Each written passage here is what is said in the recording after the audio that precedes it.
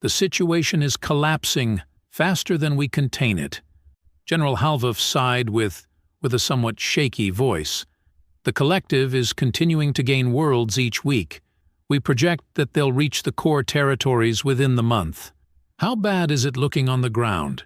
Queen Aria asked reluctantly, staring grimly at the holopad containing the more detailed report. What's it like for our men? Not good. Halvov shook his head, rubbing his solid black eyes for a bit. Attacks are viewed as punishment by their superiors, and the order to hold ground is enough to cause mass desertions. The collective are just overwhelming us every time we're engaged. Is there anything we can do? Aria demanded in shock, tossing the pad aside. Haven't we found something to give us an edge? We're still investigating, but so far we haven't found an answer. The general was clearly struggling to get that sentence out. I might have one, Aria muttered after long, silent pondering. The humans. Them? Halvov's mandibles opened slightly in surprise. Why? How could a bunch of backwards mammals just now leaving their home world help us? I can tell you. Aria looked around for a moment before leaning closer to her officer and lowering her voice. But you must give me your agreement that everything you hear is classified. Nobody but Level 5 personnel are authorized to hear this. Yes, Your Highness. Halvov was taken aback, not expecting this at all. United Nations Space Force Facility.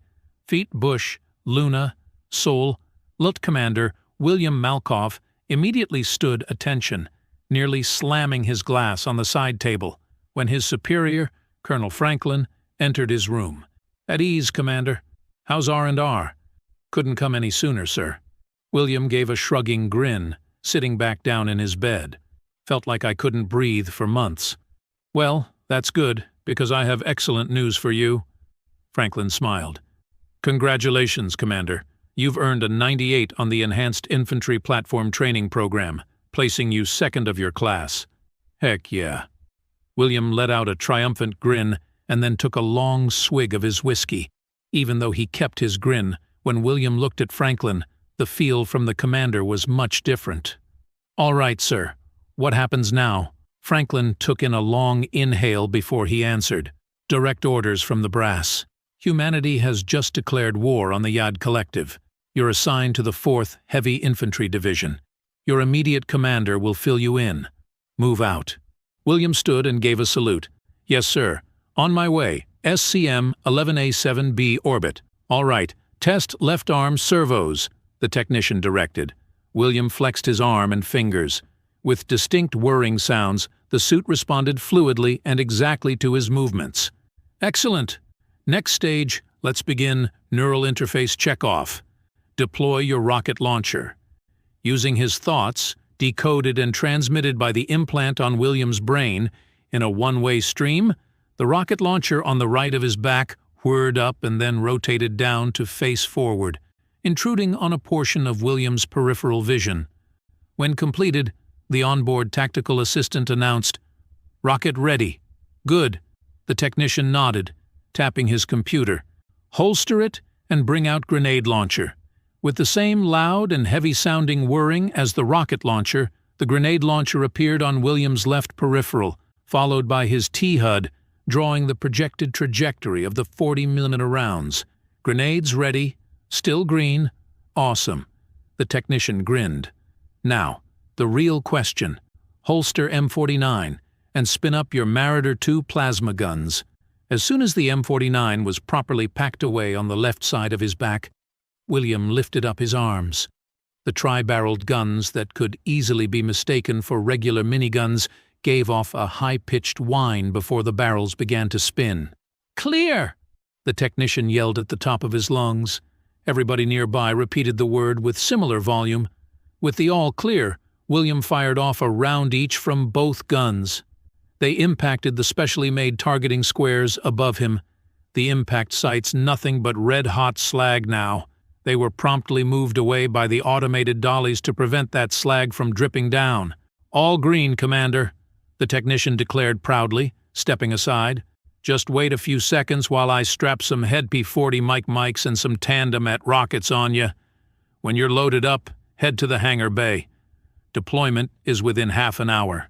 Robotic arms appeared from above William, carefully removing the armored plates protecting the ammo bays. One set loaded up the M49, with the aforementioned grenades all connected through disintegrating belts, finishing with 10+1 already chambered to work with. The rocket bay was loaded individually, resulting in 2+1 to play with there. As soon as the armored plates were reinstalled and all the testing cables removed and beauty plates fastened, William proceeded over to the hangar bay. The sheer monstrous weight of his Ares Mk-1A enhanced infantry platform, more commonly called the battlesuit, caused his steps to thunder across the floor. It was even heavy enough to make those nearby to feel their bones rattle. He was joined by other pilot graduates of the program, each coming from their own diagnostic stations. William knows that a full squad of them can take on an entire army by themselves.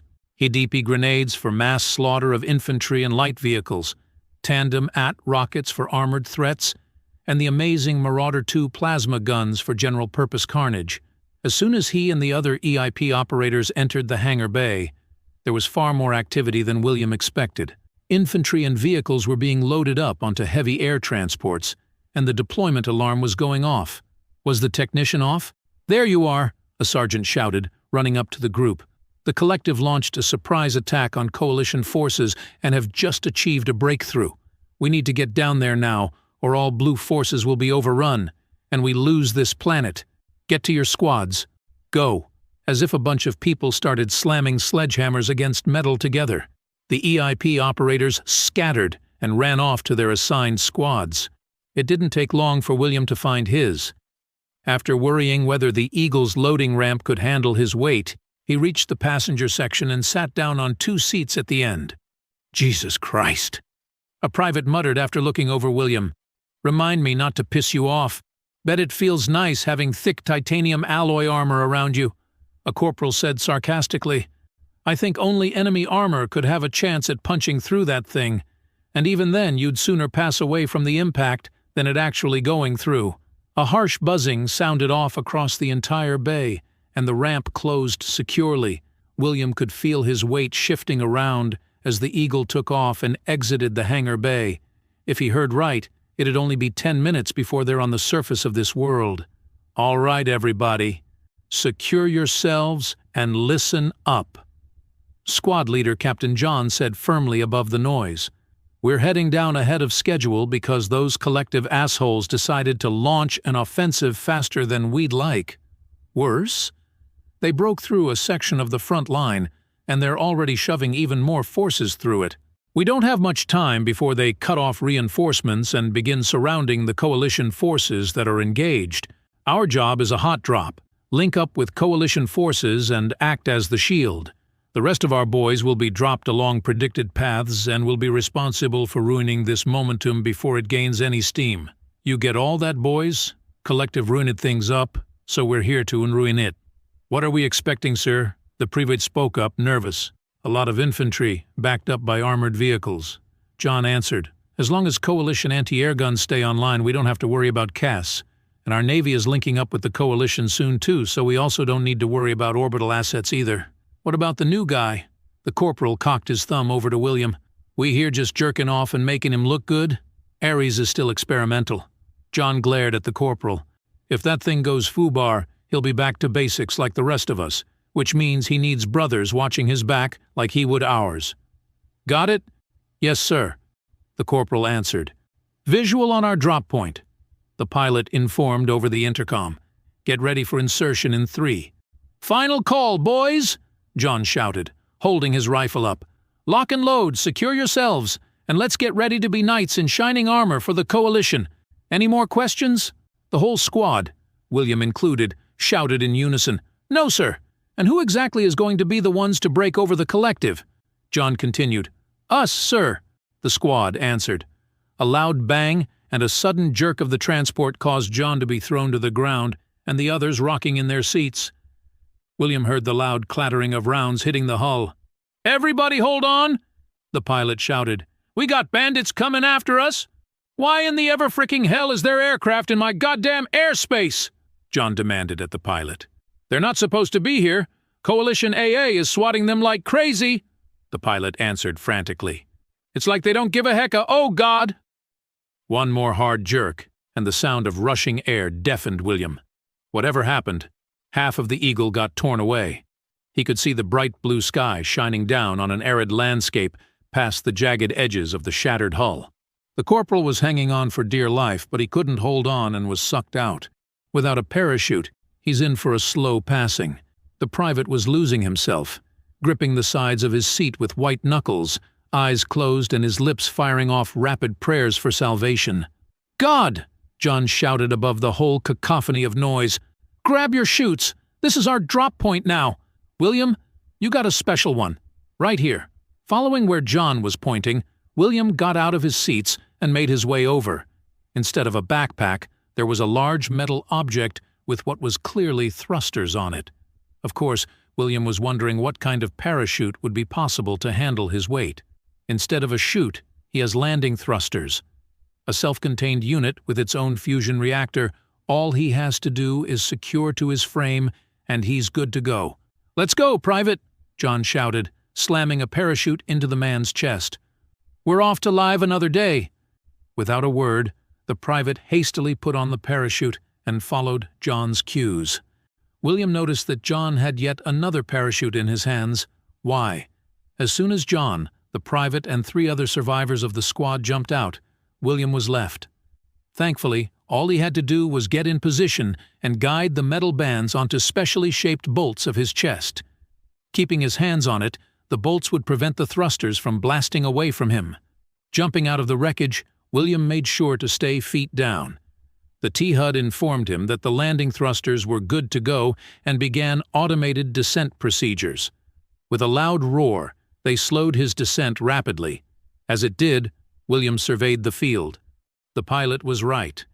Despite coalition anti-air firing off everything they had, the collective's air force was continuing to flood the skies, ignoring the heavy casualties they were sustaining.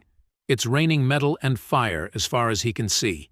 It took him a minute to finally reach ground, thudding hard and leaving a semi-visible crater on impact with his thrusters kicking up a dust storm. Rapidly tossing it aside, William readied his plasma guns and went to get his bearings. He was somewhat close to the drop point, some kind of sports field outside a once nice-looking suburban neighborhood. The green, slanted pillar of smoke was still visible high in the air. "William, radio check." John crackled to life on the radio. "You alive?" "Alive and ready, sir," William replied, immediately moving to cover. "I managed to save Corporal Smith's mouthy ass just in time, though the landing was rough," John explained, the sounds of gunfire somewhat audible in the background. "Including you and me, 7 of us made it. We're already en route to the Coalition's main command post. Get your ass over there, and let's get a plan put together. Oh, and this should be obvious, but if you encounter any collective forces, you are weapons-free." "Understood." William grinned widely in eager excitement at hearing the authorization. Now that he knows where he is, William planned out his route towards the CP. Just a lovely stroll through a battle-strewn, utterly wrecked neighborhood. Nothing demanding. After a quick systems check, just in case, he began his route. Pushing aside the burned-out husks of local vehicles and bulldozing through various rubble, he found his first action several blocks into the area. The squid-headed collective, their annoying squeals akin to pigs, had taken up a firing line and were unloading on a nearly flattened house. William could see Aoran infantry inside, pinned down. Making sure his auto-translator was engaged, he switched over to a provided radio channel. "This is Light Commander, William Malkov, UN Space Force. I'm going to hit the pigs from behind. Confirm your targets before firing. This is Captain Haywe, 17th Rifle Corps." An Aoran voice answered. "Even a second of distraction is enough. Please do what you can." That's all he needed. Grenades ready. Firing off 2 rounds, scores of collective squid pigs were eviscerated and tossed aside from the grenades. Now comes the main action. With the T-HUD drawing crosshairs for each of his plasma guns, he spun them up and unleashed 858 rounds per minute of destructive plasma carnage. From the original Marauder project of the 1990s, the plasma weapon was heavy artillery, and successively launched an actual plasma projectile miles from the gun itself, recorded as being extremely destructive conventionally and electronically, alongside reaching 3,000 km projectile speed. But each experiment was extremely costly and required a huge and immobile power system. Now, with the mass production of pack-sized fusion generators, directed energy weapons were now a distinct possibility. As such, the Marauder II project was activated with the goal of downsizing the previous iteration to man-portable weapons. The plasma balls William fired crackled with lightning on impact. Now able to divert full power to the guns, instead of only enough for testing, the plasma itself was like bullets tipped with high explosives. And on top of that, each impact exploded with high-energy X-rays that can utterly annihilate any nearby electronics. As it stands, it promises to be a weapon with unprecedented destructive ability. The ground was glassed. The bodies of collective squids were cooked, if blackened, calamari, and any electronics they had were undeniably scrambled, if not melted. Some of them managed to fire off some shots. The kinetic dampening shield installed on his suit lowered their round's kinetic energy drastically, making it sound like a car kicking up gravel on your car on the highway. All clear, William reported after making a thorough scan of the area, his plasma guns slowly spinning menacingly as blue-tinted smoke wisped out of the barrels. "I'm heading to you." Understood." HFY stammered somewhat. William let himself chuckle while he was still out of earshot. Sounds like he made one hell of an impression on them. He was halfway to their position when a loud roar of engines and the sounds of a falling building interrupted him. It was a collective vehicle, tracked, blocky, and had a pretty intimidating gun mounted on top, pointed at him. "Danger. Hostile tank," his TA warned. Before William could ready his rocket, the tank fired at him. His shields managed to reduce the energy enough, but he was still flung backward several feet and slid on the ground before coming to a stop. Whatever alloy this titanium armor is, it's fricking tough as hell. Danger shields offline. William's only play was to pretend he's dead.